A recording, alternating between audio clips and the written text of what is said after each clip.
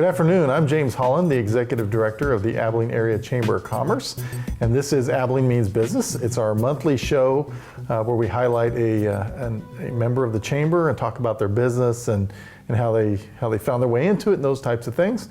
But just to kind of introduce this particular version as the No Shave November, you'll notice that we're both sporting some whiskers there. And this is also, and joking with Dallas here earlier, this is not going to be a presidential debate, which is kind of a topic right now, and he's thankful for that, and so am I. Yes. So anyway, today's guest is Dallas Van Ness. Thank you. How you doing, Dallas? Good. Good. And Dallas is the owner of DVN Plumbing, which came to town, was it 6 months ago? June 1st. June 1st. We opened the doors June 1st. Yeah, very good. And so we'll visit a little bit with Dallas and get to know him and his business. Let's tell us a little bit about yourself and your background. Well, I was born and raised here. Really third generation. My grandma, my dad, and I'm still here now, or just moved back now. Went to school here in Abilene, graduated and everything, and always just loved this town. I mean, it's home. Yeah. Grew up pretty much mechanical, did everything with my hands, and that's pretty much what led me to owning a plumbing company, or a heating and air even. I like working with my hands. Yeah. So when did you kind of gravitate towards it? When did you figure that's kind of what you wanted to do? I mean, you always had a propensity, but when did you say, well, plumbing and HVAC is what I'm going to do? Actually, the funny story is plumbing and HVAC was an accident, complete accident. I was in high school, and at the time, Wadle was my teacher at shop, and I helped wire the house that they build every year when I was in high school. So that set me on, like, man, I want to be an electrician. And that's actually what I went to school for, was to be an electrician. And then I just randomly decided to stay another year and get my plumbing, heating, and air degree. And then straight out of school, I went with a plumbing, heating, and air company and just never looked back. Yeah. So it was kind of I fell into it type of deal. Yeah, the Abilene High, they do the house in a year, right? And then they auction it off. Mm-hmm. Is that something you've taught some classes? Is that something that's unique to Abilene High, or do other high schools? I was actually just talking to an old farmer about this just yesterday. I think it's incredible. Anytime you can take students and give them an edge on something, even as simple as, I shouldn't say simple, but giving them kind of a push into a trade like that is huge. Because if somebody decided they wanted to go to trade school, like when I went to trade school for electricity, I had a little bit of an edge because I could at least wire an outlet or a switch or a light or anything like that, versus the common Joe that can't. And I did teach out at North Central Kansas Technical College in Hayes, and we built a house every year. And it's great for the hands-on experience. I mean, it's really unbelievable when you watch the kids start that project, and then by the time they're done with it, there's a lot of pride that goes into it. Oh, absolutely. So it's great. Yeah. So after you graduated from Abilene High, which trade school did you go to, and how did that all come about? I went to North Central Kansas Technical College out in Beloit. Right. And I went there in 2006, so there was some off time where I just kind of hung out, You played worked, the drums that are did some small jobs, and that's what kind of pushed me to go to school was, I was working around town and there really wasn't much going on and there really wasn't much for jobs, and it was like, well, I'll go just get a trade, because it's everybody, can do something with a trade degree. Right. So I went out there and I spent 2 years, got my electrical technology degree, and then I went back that third year and got my plumbing, heating, and air degree. And then from there, shot straight out to Hayes and started working for the Almond Company. Was the first company I ever worked for. So how did that come about? Were they recruiting at just another random type deal? Somebody had called up and said, hey, we're looking for a couple guys. Me and another classmate started at the same time with the company, and then they were great. One of the Bill Almond was my boss, best boss I'd ever had. I mean, he was all about teaching you, and it was a great company. It was kind of like a big old family, we all just hung out and taught each other. And the nice thing about being with a company like that out in Hayes is you just got handed a ticket and it was go run this. And it's like, well, I don't know how to work on that. And they said, well, I don't care, go work. Like, you know, so that helped a lot with my career because it helped me open up to not just being a plumber, not just being an HVAC guy. I mean, it's doing everything all at once, you know. Yeah, so you weren't pigeonholed, you became kind of a jack of all trades. You lay your hands on about everything. Yeah, and that's why you can have a 1-2-man shop and make it work. Exactly. Yeah. So, but yeah, that's how it kind of happened. Yeah. And then while I was out in Hayes, I worked for the whole 6-7 years and kind of moved around a little bit. And then I actually got offered the job to teach plumbing, heating, and air with the same school I graduated from. Right, so that was pretty cool. And did that for 2 years and owned my own business at the same time. I'd teach during the day and then go work at night, and just got tired of juggling both. Sure. You know, and it's always been my dream to own a company. Even when I was going to be an electrician, I've always just wanted to own my own company. Yeah. Like, it's just felt like the right thing to do. Well, and we've had this debate in several different ways, and about, you know, a 4-year college degree versus, you know, a trade, because, you know, I've always said it, you know, I know what I paid plumbers to come and fix something, you know, and I know there's good money in it. So, you know, what are the triggers for kids in your experience, you know, to make that jump? I mean, it seems like there's probably some kids that just kind of come to it later than others, or some that just never really find what it is they want to do. Well, and you know, I've had this talk with multiple people, and it just depends on who you're talking to. Sometimes it ends up good and bad. Yeah.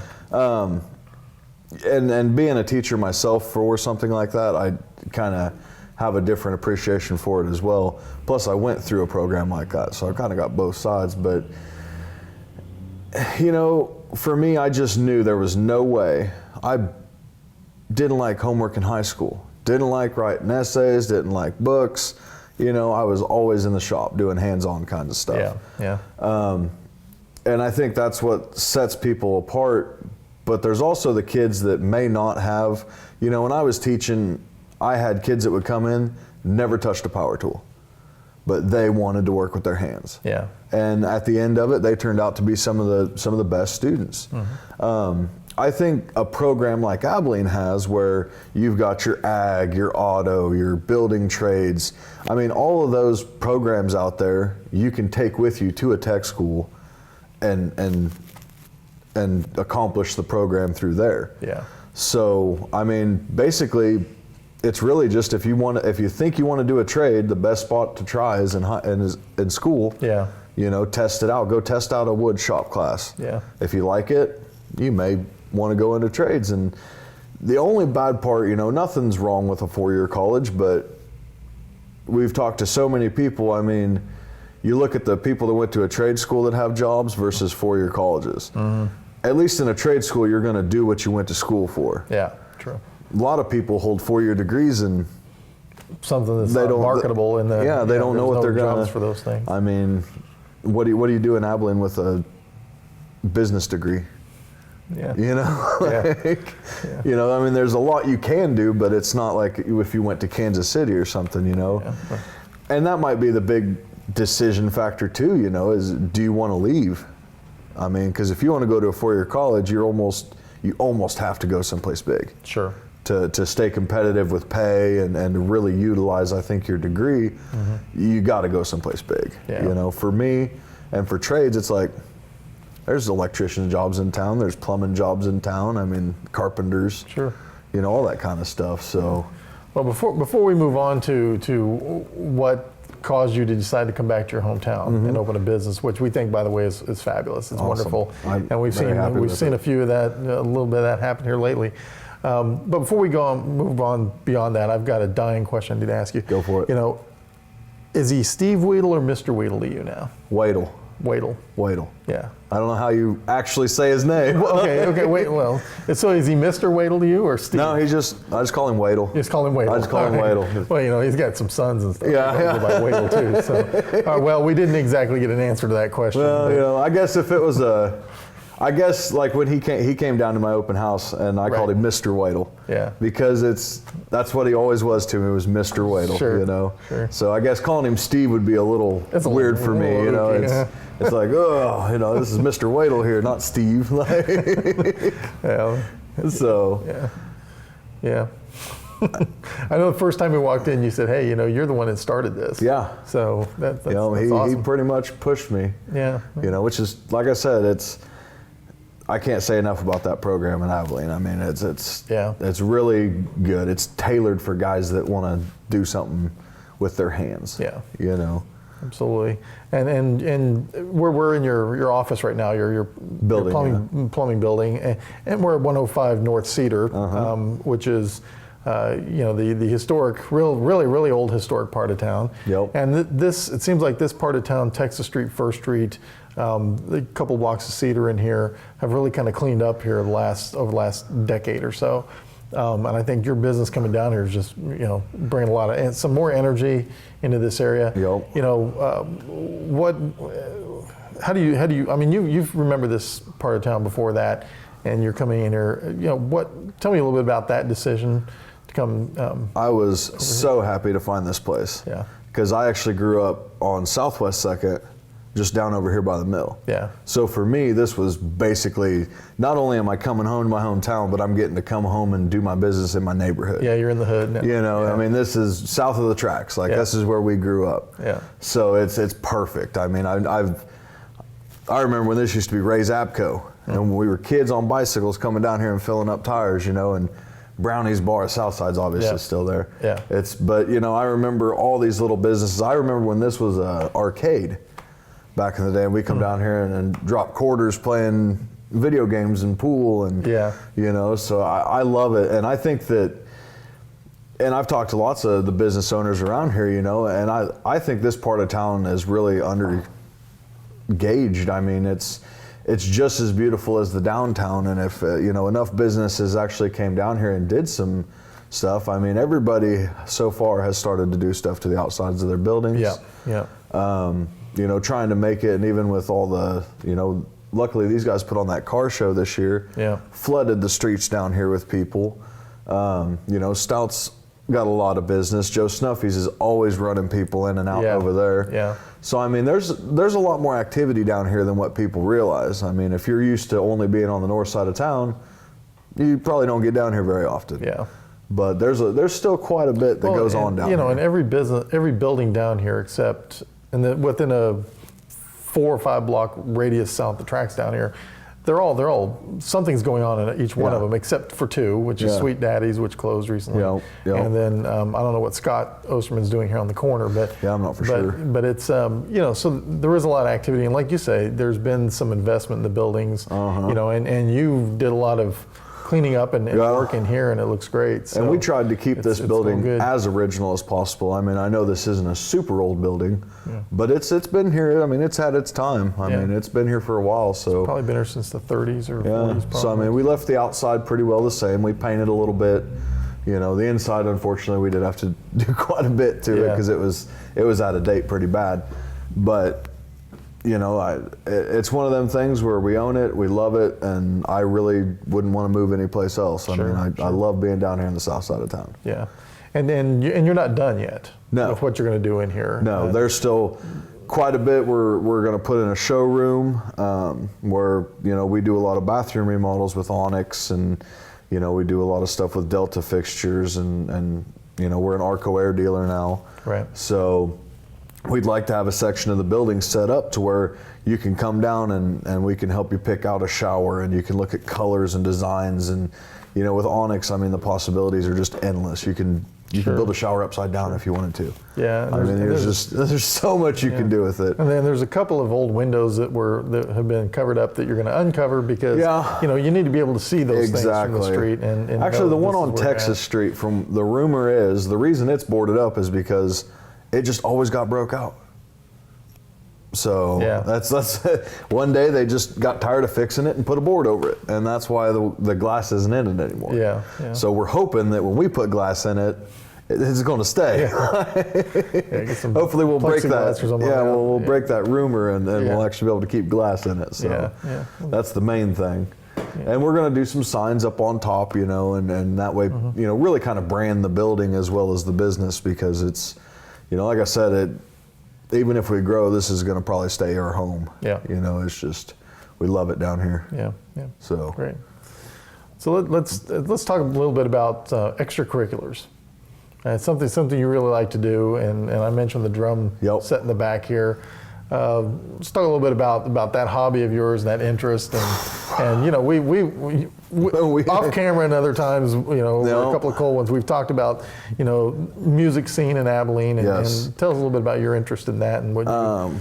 Well, like most people, it started in college. Yeah. You know, I wish it would have started earlier, because, you know, it just takes so much time. But honestly, I'm not real good at any instrument, but I could always pick one up and kind of just mess around with it a little bit. Sure. So that's kind of where it came from. And I mean, I love listening to music. I mean, who doesn't? Yeah. You know. Yeah. But we just love the way music kind of brings people together, and even the different genres and things like that, you know, and well, as you know, we do the Abilene Jam. Right. We kind of had to cut it back to once a week or once a month, because we just, There was just too much going on. We're just so busy. Yeah. But once a month, we do come down and we open the building up to anybody that wants to play an instrument. I mean, if you can play, that's awesome. If you can't, come down anyways. Yeah. You know, and I would like to see it grow into something that even with kids that, you know, like I mentioned earlier, wanting to start earlier, you know, if you think you might want to play the guitar, you might try it sooner rather than later. Right. Because the older you get, the harder it gets to A, have time to do it, and B, just to learn it, you know? Yeah. So, but we do, you know, we would like to see kids that even not knowing, I mean, we do have drums, we've got guitars, I mean, we've got plenty of instruments. Even if you're not sure if you want to buy one, come down and we'll let you play one of ours. Yeah. You know, and just hang out. I mean, it's I think great for the community. Yeah, and the first time we did that, because I know a few people around here that play, and it was interesting because we had, you know, the guys from Mothra, right? We had the thrash metal guys, and we had some, you know, Chuck Kalakny, who's a bass player for a blues band. We had a couple of bluegrass guys here, a couple of folk guitarists, but it seemed like there was some common ground, particularly in the blues and some of the folk things that people were getting into, and it was. You know, it's good to kind of see that, and it needs to happen more often, I think. We're working on it, Well, it's like we've talked about. It's hard for any musician to get with somebody and just play. Right. It's very hard. I mean, I've known so many people that play instruments, and you can hang out with them all day, but when playing music all day together is a completely different thing. Yeah. You know, it does take time, but that's why we're hoping more people just start coming, and even if it's just to hang out and get to know each other, you know, after time it'll happen. Yeah, absolutely. Well, and there's lots of folks out there that you know, they play by themselves at home, and then when you get to where you got to keep time with somebody else and anticipate what's going on, it gets a little dodgier, you know. That's me back here on the drums. I'll just go crazy, and then somebody starts playing. I'm like, I don't know. Yeah, you freeze up a little bit. Yeah. So. But very good. Like I said, it's a good thing. Yeah. Yep, definitely. Well, I'll tell you, we're glad you're here, and glad you decided to come back to Abilene, and as I say, there's opportunity here for kids who grow up here, like yourself. You know, go away, get a little training, come back, and there's definitely those things to bring people back, and that's what we like to see. So. Yeah. I greatly appreciate it. Yes, not a problem. Like I said, I'm appreciate you happy to be back. Yeah. You know. Yeah. Appreciate you being on camera with us. It's not easy. Scary. It's I'm told I make it easy, so I don't know. But anyway, I think we'll probably go ahead and wrap up now. Our guest has been Dallas Van Ness here at DVN Plumbing at 105 North Cedar, and you've got a website? Yes, dvnphvac.com. There you go. So anyway, this has been Abilene Means Business, the No Shave November version, and we will see you in December. Have a great day.